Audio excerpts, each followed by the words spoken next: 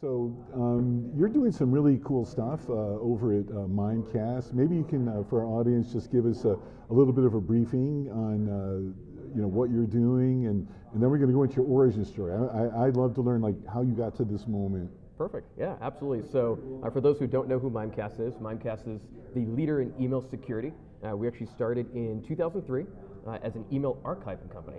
So being able to archive emails for legal compliance teams to be able to do e-discovery, legal cases, auditing, and then we transformed into security. So now we do everything security related. So stopping bad things from happening to good organizations. So phishing, malware, ransomware, different types of attacks, and even looking into more modern day stuff around impersonation, domain spoofing.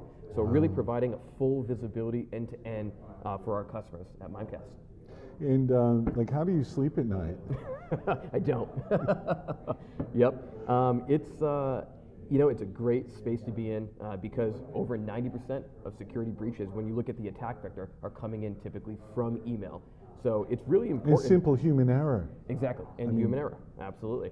And at the end of the day, no matter what technology organizations have in place, at the end of the day, it does come down to the people behind it, the people that are consuming that. So we don't get too much sleep, but it's a good problem to have. It's interesting you say that because, just having the privilege of listening and learning from so many smart people in this ecosystem, it seems to me that the criminals are kind of horizontally structured. They seem to share information freely. They help one another. There's Yelp rating systems. How good was your drug delivery, or fill in the blank. Yep. But the good folks, the white hackers, as it were, seem to be more vertically oriented. Yep. Because of government regulations, intellectual property, competition. How do we get people to play nice with each other? Yeah. Well, I don't know if it actually. No, you actually gave a sigh of relief, which tells me that this is a thing. I don't know if it'll actually ever happen, but I think communication is big, and so I think for organizations to be able to communicate with each other, to share information, is more critical and crucial now more than ever. Indeed. We see it all the time, of course. whether it's from the private sector to the public sector to the federal government. Everyone has a role. Everyone has a responsibility, and so making sure we can communicate in a free environment, making sure that our ideas, the information that we provide is also being given but also received is super important for all of us. Well, let's be specific about that then. Yep. So, I mentioned many things, government regulations, that will be for another show. Actually, we've done shows about that.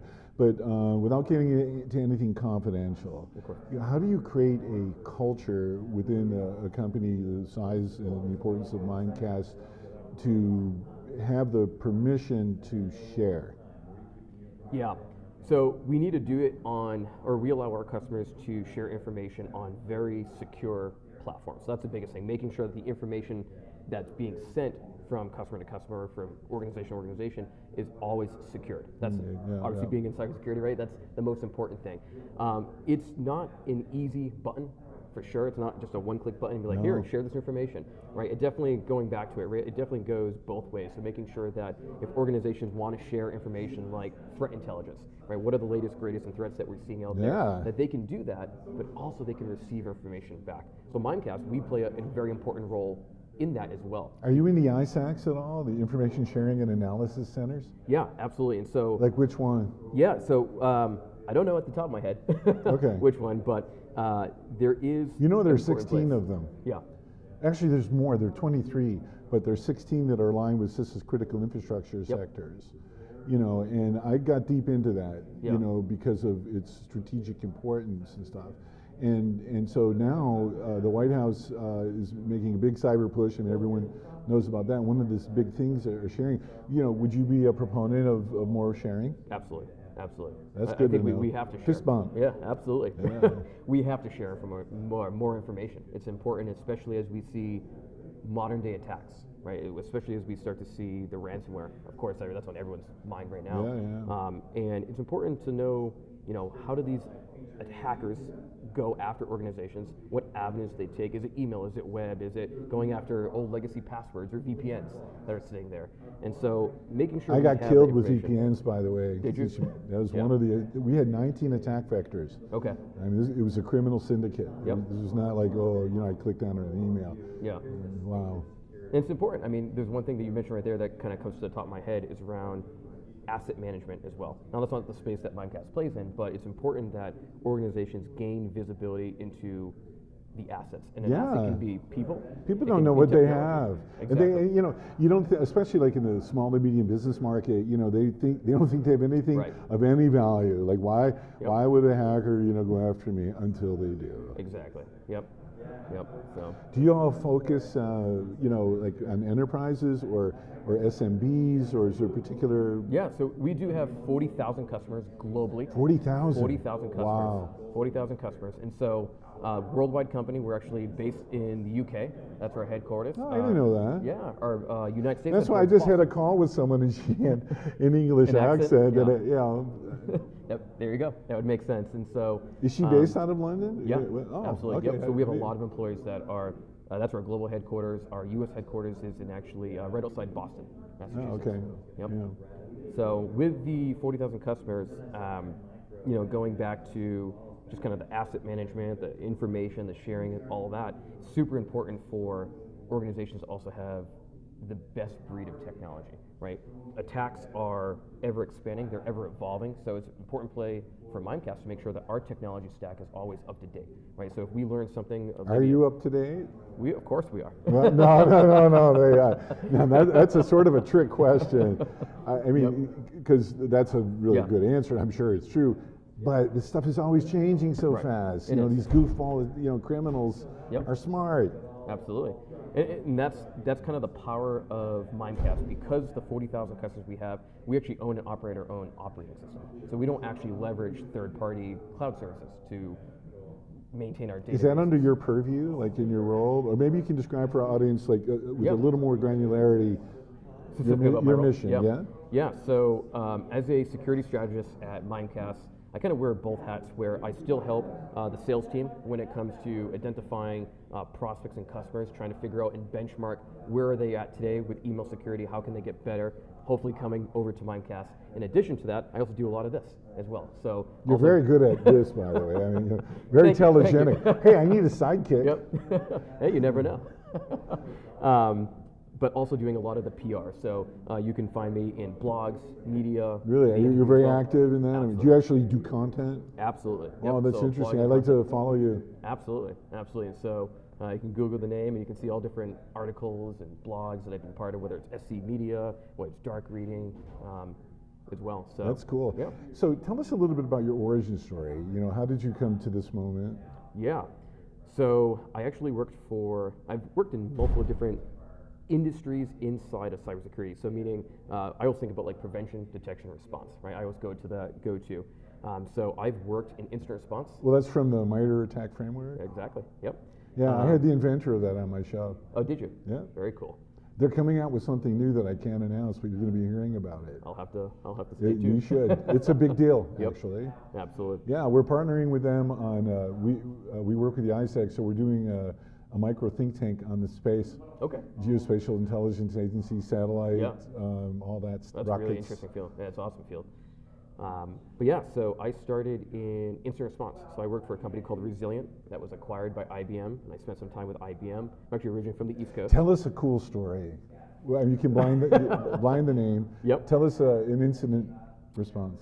Yeah. My role at IBM was very focused on, even though it's incident response, being proactive. So making sure organizations were prepared for incidents. So we would create playbooks. We would do tabletop exercises. What does a playbook look like? Is it? Do you ever have them in paper? I always wondered about that because if someone, I mean, yeah. you're damned if you do, damned if you don't, unless Right. you have it in paper. The goal was to get them off the paper and into an actual technology. No, I know that. that. Automated. Yep. But yeah, no. What happens if he is ransomware? People will actually pull out the binder, Physical book. a physical book, and start looking through the playbooks. Now, Yeah. obviously, the more mature security teams are, they're leveraging technology that can help them automate Right, and orchestrate right, that. But a cool story, tabletop exercises are always interesting because when you get the security team in the room, we always try to get other department leaders, so HR, legal, finance. So what happens if a ransomware? Do they want to do it, or are they grumpy? They're grumpy. They're typically grumpy. I've heard that before. And I think a lot of it just has to do with, I think sometimes individuals are that aren't in cybersecurity get intimidated by some of the words. Totally. There's so many acronyms. Are you And kidding? so- I do superhero comics. I'm clueless about this stuff. I mean, Yep. And I think that's also on our job as security experts to make sure that we are communicating and talking to other individuals in other departments that may not know what is a SOAR, what is a SIM, Yeah, right? for What is a real. TTX? And so I think that's important for our jobs to make sure we individuals should feel do a welcome. superhero comic to Let's do it. distill complicated technology information into something that, internally and externally people could get their heads around. Right. Yeah. No, absolutely. You realize you just said yes, let's do it. I just said yes, and we're I'm on record recording now. it. Well, our team, I don't have a team. If I had a team, send him something. That's awesome. But yeah, it's always, I think, I don't know if And have a I can specific see your story, but- colleague laughing under a mask Yeah. here. That's our PR manager right there. Okay, sorry, you have to hook us up, man. My wife thinks I'm nuts, How's this going, by the way? Are you okay. Awesome. Quick check-in. I always have to check in. By the way, I'm going to keep all this in the show. I mean, No, it's perfect. you're fabulous. Perfect. Thank you. Thanks for having us again. You're welcome. But yeah, it's always just interesting running through. So these what exercises. happened? So you were doing this. I interrupted. Yeah, I'm no sorry.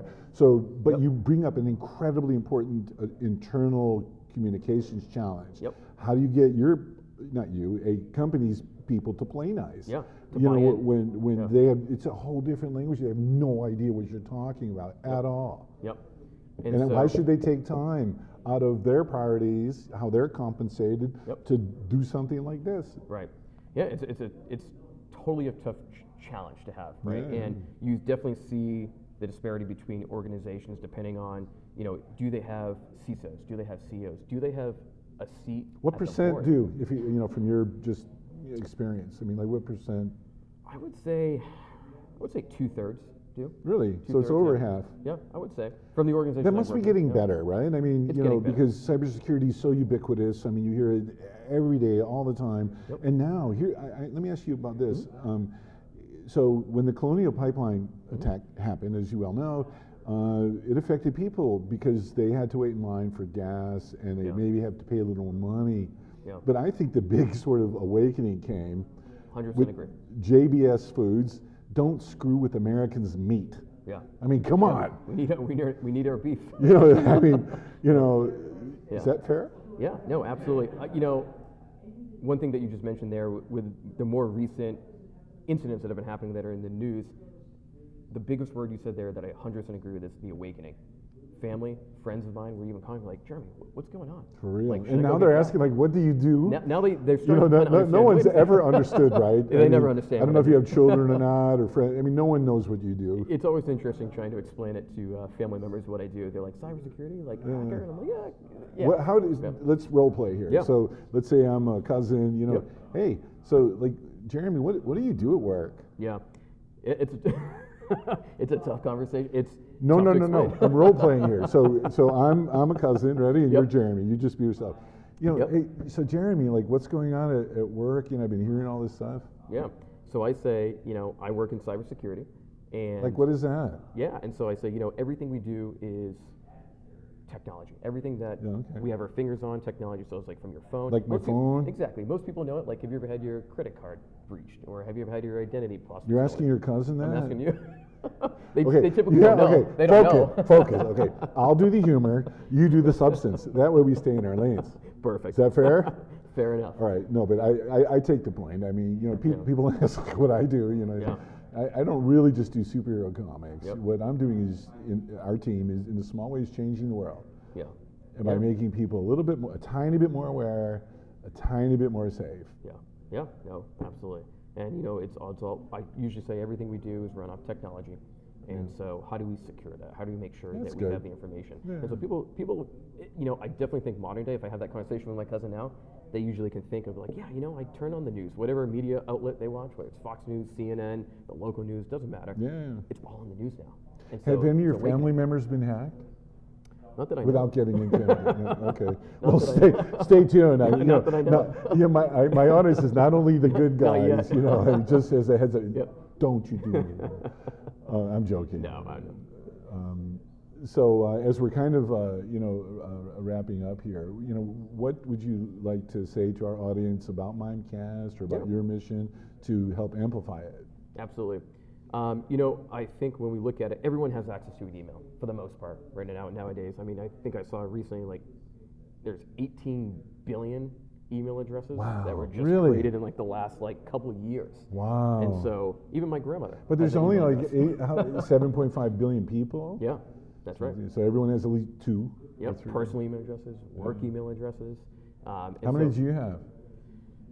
About 4. 4, yeah. Yeah. Do you want to give one to our audience so they can contact you? Yeah. Javen. Be careful with it. I know. Well, luckily, you might start getting. That could be business development. I mean, that's part of the reason you're doing this, I assume. So, do you want to share your email address or some other way that they can contact you? Absolutely. Email address is jventura@mimecast.com. Can you spell Ventura? Yep. Ventura. Like Ace Ventura. I mean, how sick of you are that? Yeah, like. What my nickname in college, Ace. Was it really? Yeah. Okay, man. I love you, man. I'm going to draw you into one of our comics. You want a cape? Perfect. I'll take a cape. Now, capes are actually out. Do I get a mask too? No. Yeah. Some people brought me in to autograph comics last night at a reception. That's part of the reason I'm here. By the way, if you want to do that, I'm not that expensive, and I'm really funny. But we handed out capes and masks to everyone, and after they started drinking, they started going on. Right. At first they're going like, "Oh no, thanks." Do you see them down the strip later at night, walking with a cape? No. However, one person last night did go home with it on. Nice. It's beautiful. It's interesting because if you can appeal to the inner child of people and give them sort of this place where they can have a little fun, it's great for stress relief because you all are stressed out. Of course. How stressed out are you, like, as a collective industry? I'm asking you to be the spokesperson. Yeah. Absolutely stressed. Like 1 to, okay, so let's say 10 is like maxed out. Yeah. What's the number? I'd say 8. That high? Yeah. Wow. I would say. We've done some shows on mental health. Yeah. Because of this issue. So I would assess it, somewhere like that too. Yeah. It's just so relentless and it's just so hard. Yep. It's hard to keep up. I mean, and working for a security vendor, a big security vendor, you always feel for the prospects and customers because at the end of the day, those are the individuals that have to go to work every day. They're on call. They're responding to all the alerts and the volume. That is the people that absolutely. So you sort of you have a perch kind of above all of this activity. Yeah. You see it happening. Wow, that's interesting. So just as we're kind of wrapping up, what is a typical day? I mean, do you come in and you check out, a SOC or what? Yeah. So typical day currently is usually a lot of calls. Right now, a lot of Zoom meetings. It's talking to prospects. It's talking to existing customers, making the sure. Right. So you're more in the business development aspect of it. It's definitely on the more on the sales engineering side. Yeah, that's cool. From a day job. Yep. So it's a very hard thing to have substance in, like, being able to communicate about it. Yeah. Right. Absolutely. We have to know our products inside and out, but we also have to be able to communicate not just business value, but understand. The biggest thing is listening. Can you listen to your customers? Can you help them identify and help solve some of those challenges, even if it's one little small thing? So that's a day job. It's a lot of calls. It's a lot of listening. It's a lot of help guiding organizations to become more secure, and whatever that means for them. Well, and how do people get in touch with Mimecast? Yep, you can go right to mimecast.com. That's Mimecast as an Mimecast, not Minecraft. Some people will put Minecraft. Did I say that I do the humor here? I mean, like, why do you keep trying it? I mean, stay in your lane. I'm not. On that note, let's say hi. Let's say so long to Jeremy Ace Ventura. How cool is that? This is our first scoop. We have an actual nickname that is funny and everything. So Jeremy, on behalf of a grateful digital universe, thank you for who you are and what you do and why you go about doing it. And you're a great representative of this whole industry. And I hope our audience decides to get in touch with them. And thanks, and have a great day. Thank you, Gary. Always a pleasure. All right. Bye, everyone. Bye, guys.